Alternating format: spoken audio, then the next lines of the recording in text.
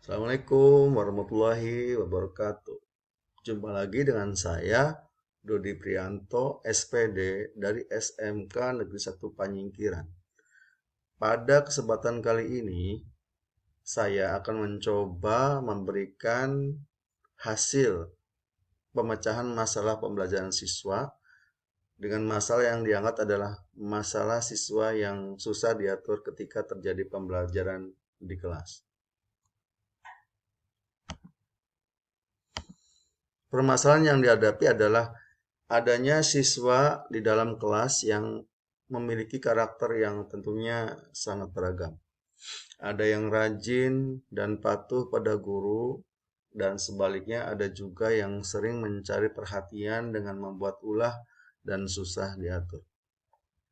Didapati pada pembelajaran mata pelajaran dasar-dasar elektronika pada kelas 10 T2, ternyata ada beberapa siswa yang sering mencari perhatian dengan membuat ulah dan susah diatur, serta kadang sering mengganggu kelancaran jalannya proses pembelajaran di kelas.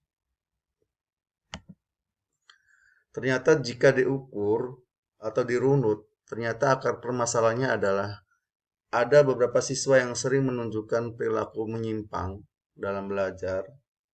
Akibatnya, proses pembelajaran terganggu, sehingga suasana belajar di ruang kelas menjadi tidak kondusif dan tujuan pembelajaran tidak tercapai. Nah, ada beberapa solusi yang bisa kita coba untuk mengatasi situasi ini. Yang pertama adalah kita bisa merancang metode mengajar yang bervariasi. Dengan membekali diri dengan berbagai metode mengajar, seorang guru tidak perlu risau lagi terhadap siswa yang nakal dan suka mengganggu pada saat kegiatan belajar. Dengan metode yang sesuai dengan karakteristik mereka, siswa akan fokus dan bersemangat dalam belajar. Solusi yang kita bisa coba berikutnya adalah membuat kesepakatan kelas yang jelas dan tentunya ditaati.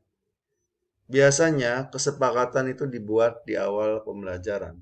Ajak siswa berdiskusi dengan kesepakatan apa yang harus dibuat supaya kelas berjalan lancar dan konsekuensinya apa yang akan didapatkan jika melanggar kesepakatan yang telah dibuat oleh semua warga di kelas. Melibatkan siswa dalam menetapkan kesepakatan atau peraturan akan membuat siswa lebih bertanggung jawab. Alternatif berikut yang bisa dicoba adalah beri peringatan dengan halus atau secara nonverbal saja. Berilah peringatan dengan menggunakan body sign, misalkan meletakkan telunjuk di depan bibir, atau dengan diam dan menatap semua siswa, atau bisa juga berhitung dengan suara yang normal. Kemudian berikutnya adalah stop memberi label pada siswa.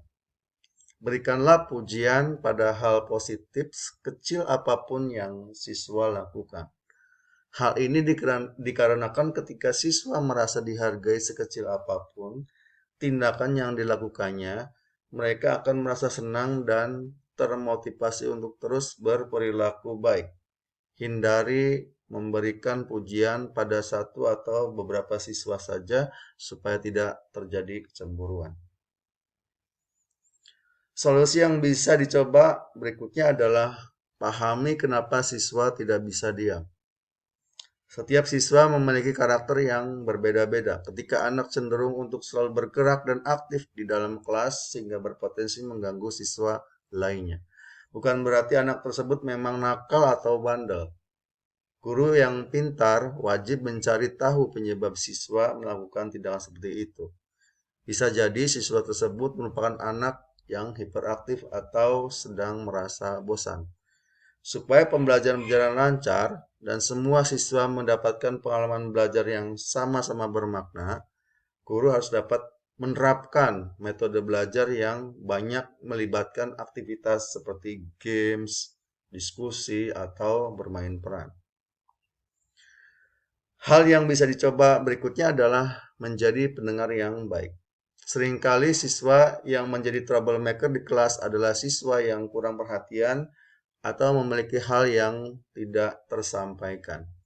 Pendekatan secara pribadi dengan mengajak mereka berbicara santai di luar konteks pembelajaran akan memberi kesempatan siswa bisa mencurahkan unek-uneknya.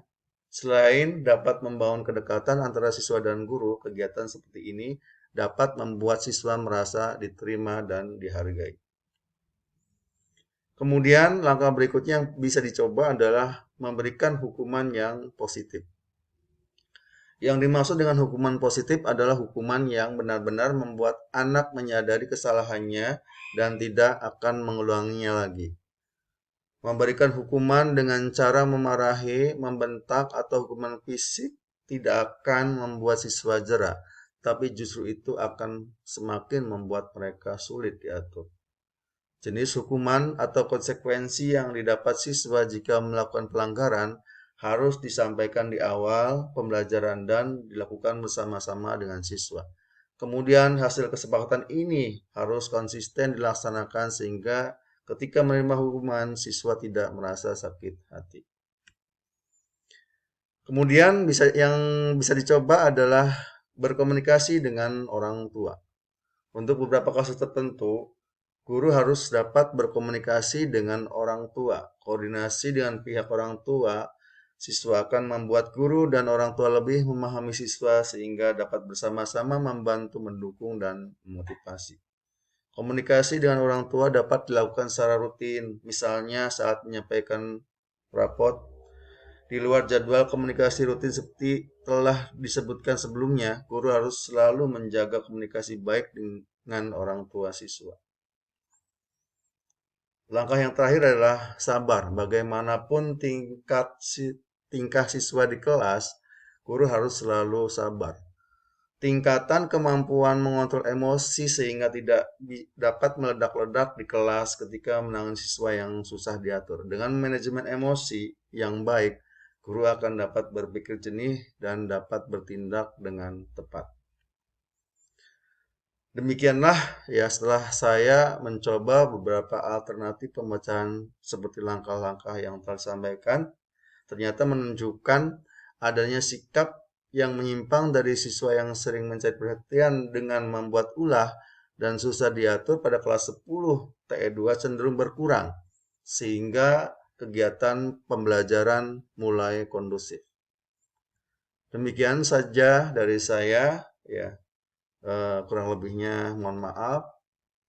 Billahi taufiq walhidayah. Assalamualaikum warahmatullahi wabarakatuh.